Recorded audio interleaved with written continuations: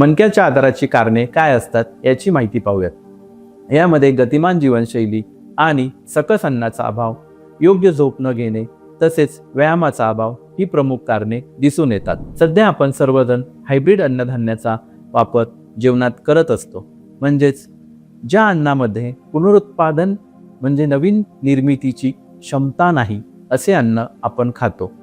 त्यामुळे अनेक वेगवेगळे आजार उद्भवलेले दिसतात।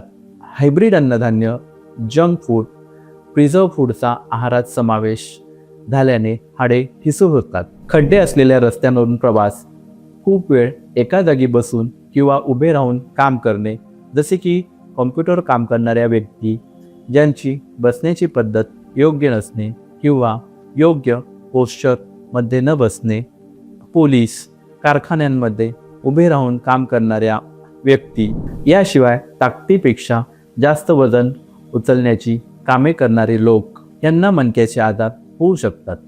तसेच मोबाईलचा अतिवापर, खुर्चीत वेडेवाकडे बसून किंवा झोपून मोबाईल पाहणे, याशिवाय अचानक वजन वाढल्याने पोटाचा घेर वाढतो, त्याच्यामुळे पाठीच्या स्नायूंना ताण पडून सुद्धा मणक्याचे आजार उद्भवतात। याशिवाय गर्भधारणा झाल्यानंतर किंवा प्रसूती पश्चात सुद्धा कंबरदुखी चालू होते।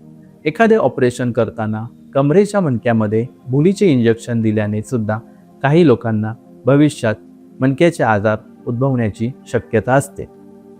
सध्याच्या धावपळीच्या जीवनात स्ट्रेस हे सुद्धा मणक्याच्या आजाराचे महत्त्वाचे कारण आहे।